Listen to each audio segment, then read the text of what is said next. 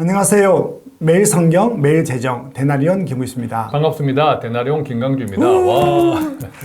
우리가 투자를 하다 보면 이런 질문들이 저도 많거든요. 예. 투자는 제로섬 게임이 아닌가요?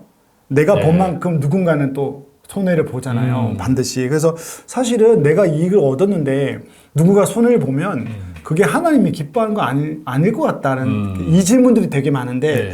대표님도 당연히 이런 질문을 받고 요즘 또 사례가 있었다고 해서 그렇습니다. 아마 네. 우리가 기독교인들이 투자를, 재테크 투자를 약간 경계하는 이유 중에 하나도 결국 다른 사람 돈 뺏어서 그쵸. 내 호주머니로 가져오는 것 아닌가 이런 생각들을 가지신 분들이 있어요.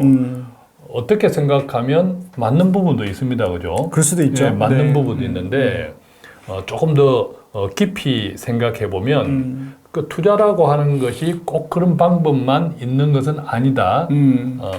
조금 폭넓은 이해가 필요하다고 생각하고 네, 네. 이분 같은 경우에는 또 어떤 최근에 이분이 어떤 경험이 있냐면 이웃을 아는 지인을 열심히 전도를 하려고 했어요. 그러니까 지금 상담하신 분이 다른 분을 다른 전도하려고. 분을 네. 예, 전도하려고 했는데 그 전도자가 이 기독교인에 대해서 최근에 큰 상처를 받은 거야. 그래서 그러다 보니까 일반적으로 우리가 이제 부자, 네. 돈 이러면 왠지 교회 내에서 약간 경계하는 이런 것도 있잖아요. 터부시하고 예, 경계되죠. 부자는 왠지 믿음이 적은 것 같아. 네. 근데 나도 부자는 되고 싶어. 아, 그게 웃겨요.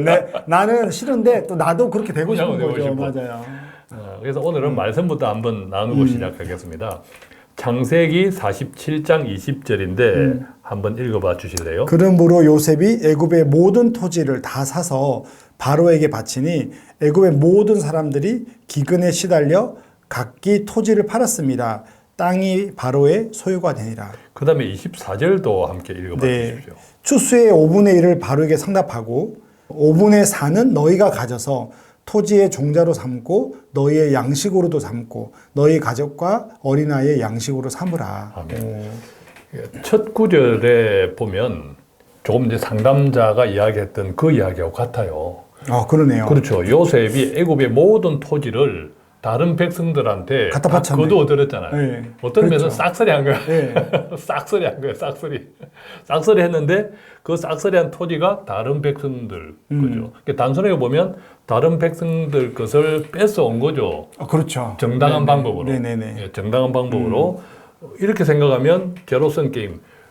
이 애굽의 모든 토지의 총량은 같아. 네네. 같은데 소유가 완전히 한 사람한테 싹쓸이 된 거예요, 그죠? 그렇게 생각하면 이게 제로섬 게임이 맞는 거죠. 그런데 두 번째 나누었던 24절의 말씀을 보면 네. 추수의 5분의 1을 그러면 20%잖아요. 그렇죠. 바로에게 상납하고 나머지는 너희들이 가져라. 그래서 뭐 종자로도 삼고 양식으로도 삼고 가족을 다 건사해라. 그러니까 토지를 줬지만 여전히 소작농으로 일해서 그렇죠. 80%를 가질 수 있는 기회가 생긴 거잖아요. 그 당시에는 한 50% 맞습니다. 이상을 다 착취했잖아요. 예, 소작농 그랬죠. 그런데 20%면 우리가 생각해도 건강한 거죠. 그래서 첫째는 이 부자를 경멸하는 듯한 사회적 정서, 특히 교회 안에서 이것들을 다시 한번 좀 생각해 봐야겠다. 예컨대 애굽은 조금 전에 나눴지만 싹쓸이 했다니까요. 그렇죠. 제로섬 게임으로 싹쓸이 했어요. 그런데 바로가 결국 요셉으로 인해서 싹쓸이 하게 된 것은 이 요셉의 사리사욕이 아니었단 말이에요. 아, 그렇죠. 결과적으로는 애굽의 백성, 그 다음에 뭐 아브라함의 백성들, 그 자손들을 다 먹고 살 수 있는 살렸잖아요. 맞아요. 그죠? 다 살렸잖아요. 이것은 요셉의 사리사욕이 아니다. 결과적으로 돈을 부자다. 내가 싹쓸이 했다. 이게 그런 겉으로 보이는 거고 어떤 목적이냐. 어떤 목적으로 돈을 불렸느냐. 오늘 사례 말씀에서처럼 어떤 목적으로 제로섬 싹쓸이 했느냐. 그죠? 어떤 목적으로. 요셉에게는 탐심이 없었고 결국 하나님의 모든 백성을 살리는데 그 일이, 그 물질이 써졌다는 거죠. 최근에 이제 이분이 전도하려고 했던 네. 이분의 어떤 좀 상처가 있었냐면 교회는 그래서 절대 가지 않겠다고 하더래요. 아, 자기 지인 전도하려고 기도했던 그분이 더 속상한 거지. 마음이 아파. 더 속상한 거지. 네. 구체적인 내용을 들어보니까 그분이 10년 가까이 월세를 살았대요. 월세를 살다가 돈을 조금 장만해서 이제는 네, 네. 전세로 이제 옮겨가게 된 거죠. 네. 축복이죠. 네, 네, 네. 한 10년을 월세로 살면서 2년마다 항상 월세를 올려줬대요. 월세를 올려달라 해서. 아유. 뭐 그것도 정상적인 방법이긴 그죠? 하겠죠. 정상적이죠. 그런데 10년을 살고 이사를 했는데 이사한 뒷날에 그 임대인한테서 전화가 왔다는 거죠. 네. 10년을 살았던 임대인한테서. 주인한테서. 주인한테서. 네, 네. 방문 하나가 모서리를 누가 발로 찼는지 조금 깨어졌다고. 그러면서 이 방문 하나를 새로 교체를 해야 되는데 그 돈을 내놔라라고 이야기했다는 거지. 근데 이분 생각에는 전혀 그런 적이 없어. 그런 생각이 없어. 그런 기억이 없어. 그리고 한 10년을 살았고 그쵸. 2년마다 월세를 올려줬는데 그 정도 했으면 방문은 고쳤어야지. 공짜로 한 것도 아니잖아요. 네. 그렇죠. 공짜로 했던 거 아니고 월세만 해도 10년 동안 수천만 원 냈다. 수천만 원 냈는데 그러던 중에서 그렇게 해서 조금 이제 짜증을 내고 있었는데 그러던 중에 이제 전화가 왔었으니까 임대인, 집주인이 하는 말에 멘붕이 있었대요. 안 듣고 싶어요. 안 듣고 싶어요. 잠시만요. 내가 지금 예배 들어가야 되니까. 주여. 마치고 다시 전화하겠다고. 이러면 전화를 또 끊었대. 그리고는 이건 다행인데 다시 전화 오지는 않았대요. 아마 예배 중에 은혜를 받았던 거예요. 그럴 수 있겠죠. 그래서 다시 전화 안 왔다고 그래요. 참. 이런 사람한테 전도를 하려 하니까 안 돼요. 이게 탁 막히는 거야.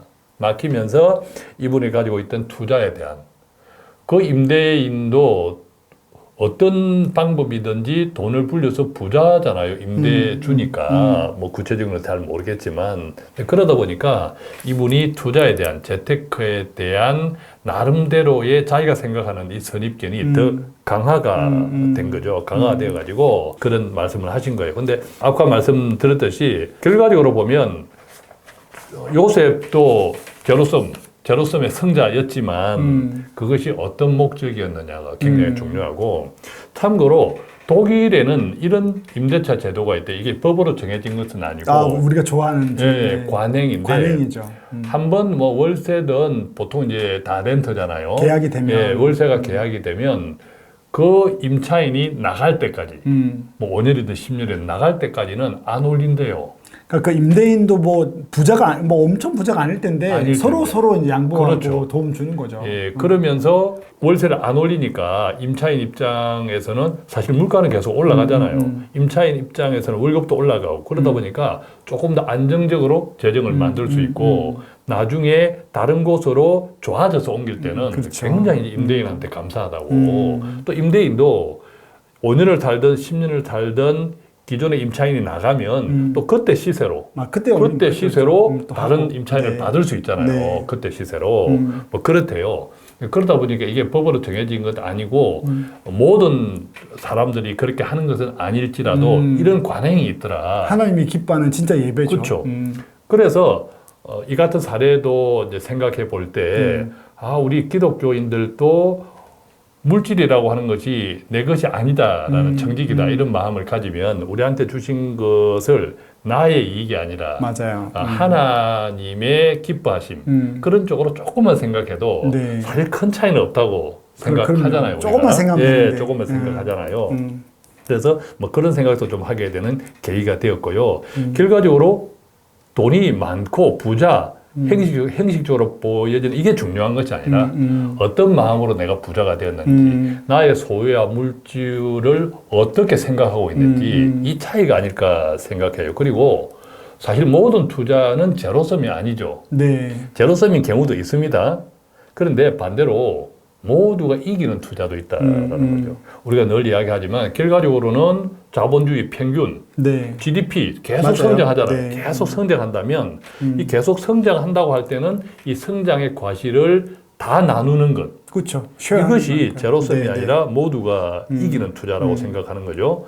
그래서 이제 기업 같은 경우에는 뭐 좀 주주 친화적인 기업 경영, 배당도 나누고 또 기업은 건강하게 경영을 하고 그렇게 되다 보면 그 기업의 가치가 오르고 주가가 오르고 이런 것들은 투자자들에게도 모두 이익이잖아요. 그쵸. 그걸 가만히 쑥 가지고 있는 것만 하더라도 그렇지만 이제 구체적으로 어떤 기업을 종목을 발견하고 그것을 투자하고 하는 것은 쉽지 않잖아요. 어렵죠. 예, 그렇기 때문에 가끔 이제 저희가 이야기하는 것처럼 그렇다면 자본주의의 평균 성장에 투자하는 ETF에 좀 관심을 가지시라. 네, 그러면서 네. 그것을 좀 장기적인 관점에서 관심을 가지시라 하면 제로섬이 아니라 모두가 이기는 투자. 결과적으로 그런 투자는 협력하는 투자죠. 그쵸. 우리가 기업에 일종의 자본을 빌려주는 거잖아요. 그쵸. 예, 그러면 서로 협력해서 기업도 성장하고 그 성장의 과실을 우리가 같이 누리면 네. 함께 협력하는 것을 하나님은 당연히 기뻐하시니까 또 그렇게 해서 번 돈을 내 것이 아니라 내가 어떻게 쓰기를 원하시는지 나한테 물질의 풍요를 주셨다면 맞습니다. 뭐 그런 것도 뭐 너무 거창한 것이 아니더라도 네네네. 아까 독일의 이런 사례처럼 나눌 수 있을 때 하나님께서는 훨씬 기뻐하신다 뭐 이렇게 생각하면 때로는 제로섬일 수도 있으나 그것이 어떤 마음이냐 이게 중요하고 일반인 대다수의 경우는 좀 장기적인 제로섬이 아닌 네. 그런 투자도 있으니까 네. 좀 관심을 가지는 것이 좋겠다 이렇게 좀 나누어 봅니다. 네. 저도 이제 상담을 하거나 일을 하다 보면 제로섬 게임이라고 할 때 실패하는 사람들의 특징을 보면 그 기업의 이익이가 배당 이런 걸 보지 않고 그냥 주식 가격만 보는 거죠. 예. 그리고 단기를 보고. 그래서 우리가 특히 크리스찬들은 이렇게 제로섬이 안 되도록 실패하지 않도록 하는 게 되게 중요한 것 같고 그러면 이제 시장에 투자하고 장기로 투자하고 함께 우리가 성장하는 것들을 투자하면 제로섬을 좀 막을 수 있지 않을까라고 생각이 됩니다. 오늘은 여러 가지 이야기를 나누는데 이제 우리 중에 혹시 하나님이 나중에 부유하게 하시면 예, 이런 것들을 기억해서 아까 그 사례가 되지 않도록 넉넉해서 사람들에게 많은 본이 되는 우리 마음이 됐으면 좋겠습니다. 여기서 우리는 마치겠습니다. 감사합니다. 고맙습니다.